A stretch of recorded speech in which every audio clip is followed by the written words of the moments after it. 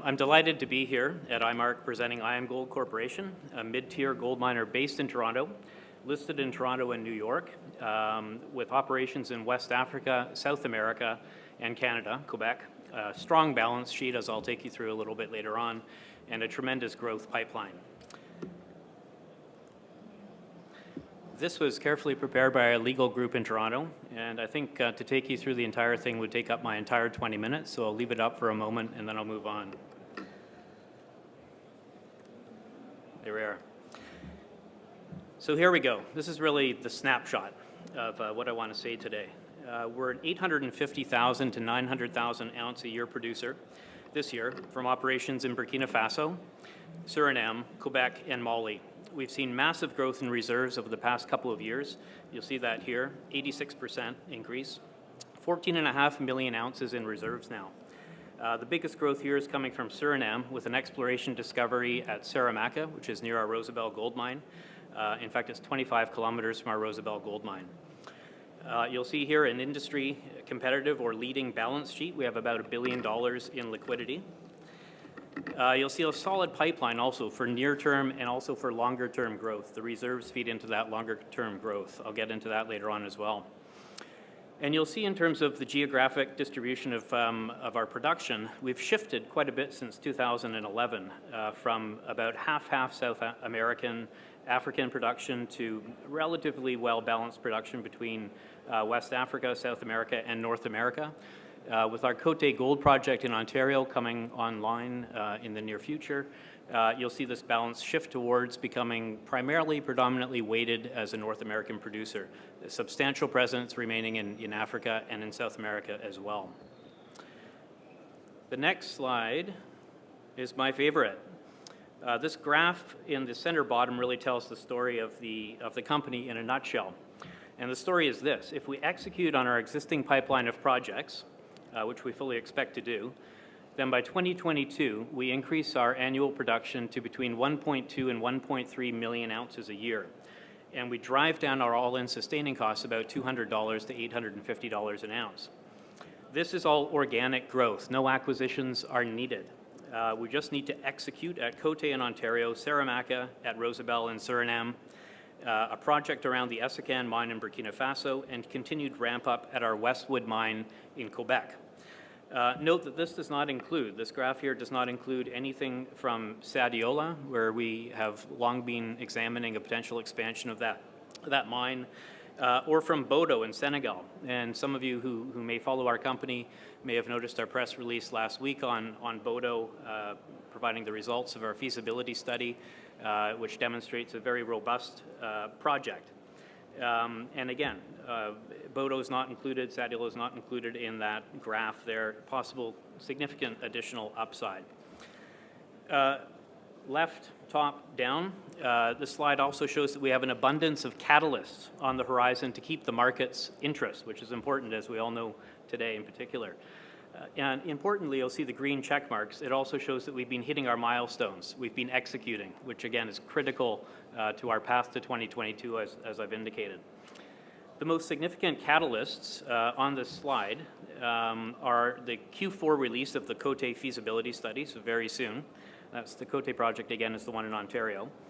And in 2019, commencement of production at Saramacca in Suriname, and an investment decision on Côté, our project in Ontario. We're anticipating production at Côté in 2021. Next slide is my second most favorite slide. This is our balance sheet.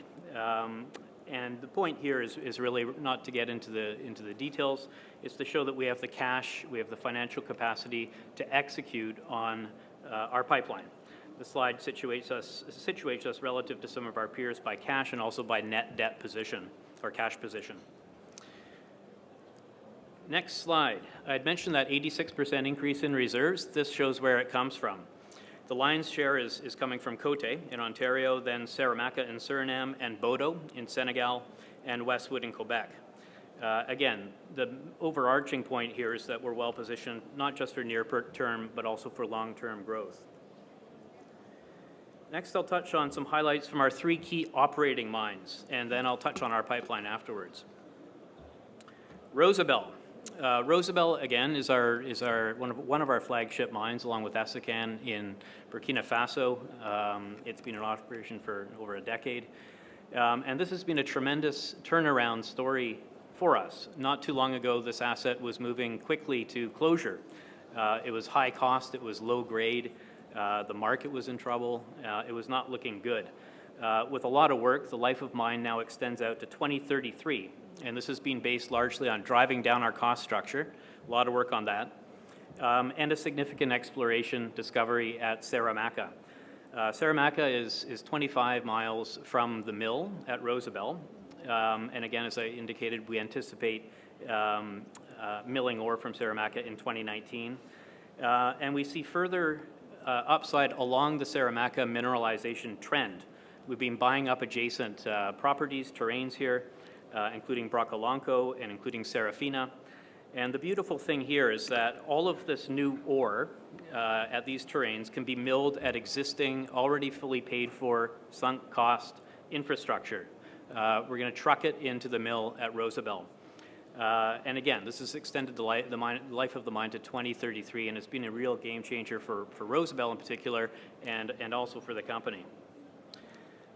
What does it cost? Not that much. The capex for bringing Saramacca into production is about $128 million, and average annual production will jump 11% at Rosabelle to 337,000 ounces, including 98,000, almost 100,000 ounces from Saramacca.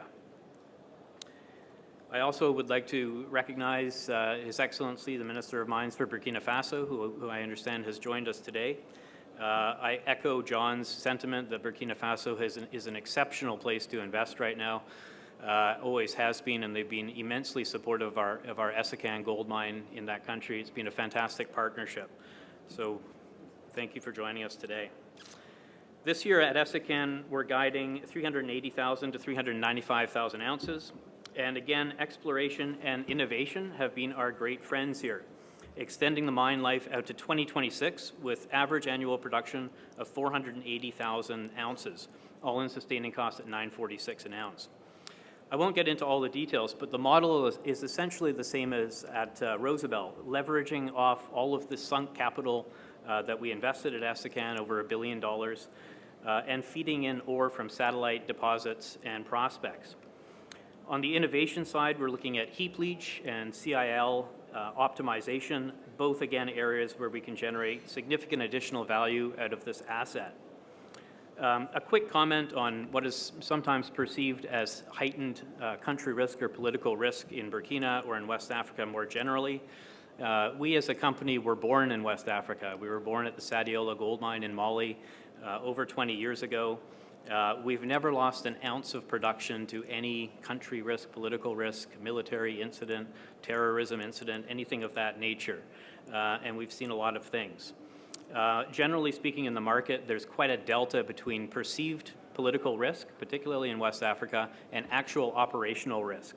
Actual operational risk not being that high, perceived risk in some markets higher. You know, we've seen, as I mentioned, pretty well every event that you could anticipate over the last 20 years here, and we've managed through everything. There really isn't anything that would really surprise us at this point. So we, as an investor in West Africa and Burkina, in Mali, now going into Senegal, are extremely comfortable with investing in West Africa in particular. The next slide here is a shot from Essakane of something that we are very proud of as a company. It's a 15 megawatt solar plant that hybrids with a 57 megawatt thermal plant. This decreases our fuel consumption by 6 million liters a year at a place where fuel is expensive. And it also reduces our annual CO2 emissions by 18,500 tons. It's a beautiful facility installation, and I like to visit it every time I'm over there, and we're very proud of it. We've done a similar, smaller scale solar project in Suriname, so we can attest to the fact that solar technology works in the desert and it also works in the jungle. So we're big fans of it. Moving on to Westwood. This is our mine in province of Quebec in Canada.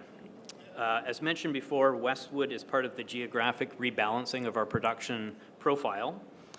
This underground Quebec mine ramps up to full production in 2020, coming soon, and is yet another long life asset in our portfolio, projecting out to 2035 and likely beyond. There's a theme here. Our mines are all pushing into the 2030s. Something we put a lot of work into and that we're very proud of. We've got those 14.5 million ounces of reserves, and these longer mine lives, are very consistent with that. As production ramps up at Westwood, costs ratchet down. That's the purpose of this slide. And we expect Westwood to become one of the key components of driving down our all-in sustaining costs to $850 by 2022. Over to our pipeline. We have a number of development projects that I'd love to speak about today, but won't have time to, including in Quebec, some very exciting projects in Quebec, in Mali, and in South America outside of Suriname. But I'm going to focus on two of the biggies, the Côté Gold Project in Ontario and Bodo, which again we press released feasibility study results on last week in Senegal. At Côté, we've been aggressively advancing this towards a feasibility study that will be completed very shortly and announced, and an investment decision and construction in 2019, production in 2021. Our 30% partner at Côté is Sumitomo, Metal Mining of Japan. Sumitomo bought their interest in 2017 for $195 million. They took well over a year of due diligence before making the acquisition. They're, of course, well known for the thoroughness of their due diligence. They asked every question under the sun, and we answered them, and they bought. So we were very pleased to have them as a partner. They've been an excellent partner, particularly in bringing an extraordinary level of technical expertise to the project. This is yet another long-term, long-life asset, 17 years based on the PFS, life of mine all-in sustaining costs at $689 an ounce, low-risk jurisdiction, low-cost production, attributable production for our share of an average of 207,000 ounces over the life of the mine per year. And again, extraordinary exploration upside. It's a huge landmass, and our exploration team has just started their work in figuring out exactly what we have here. It's quite exciting to us. But let's go back to Africa. Bodo in Senegal. Again, some of you may have seen our press release that was issued last week. What it demonstrates is a robust project. Once again, low cost, long operating mine, 12.8 years at this point. Life of mine average annual production of 140,000 ounces, all-in sustaining 753. CapEx is relatively low at 254, and the IRR at a gold price of $1,250 is 23%. We're looking at a decision on moving forward with this project in 2019. It's not on the slide, but I always find it worth mentioning. Right across the river, which also represents the border with Mali, we also have an exciting exploration project. And it's on the same mineralization, it's the same geology as Bodo. Obviously, we would like in the future to combine the two projects into one mine. There's a compelling case for doing so. There's the complexity of it being separated by a river, separating two different countries. There's precedent for working out a kind of treaty that can govern these types of projects. It's not easy, but it's doable. And that's certainly something that is on our minds. It's on my mind, and it's something that is, as we move forward with these exciting projects, we'll talk about more. Nearing the end of my time, so let me summarize some of the key takeaways here. Industry-leading balance sheet, long life assets. I mentioned most of our mines are now, and our projects push into the 2030s. Production increasing some 40% between now and 2022, that critical kind of 4-year path. Costs driving down towards $850 an ounce, all-in sustaining costs by 2022 as well. Strong growth pipeline and a geographically diversified production pipeline, and increasingly so with Côté. And again, an important point, all of this goes without the need to acquire anything. We don't need to draw down on our cash position. We can use our cash to develop our pipeline. All we need to do is execute on things that we already own, things that we can control. So there's a lot of excitement around our company right now, and I can tell you that the mantra every day, every minute of every day, is really execution, execution, execution.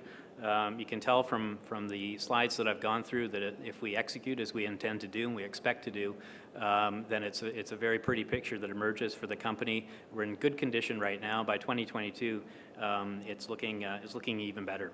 So thank you very much for your time this afternoon.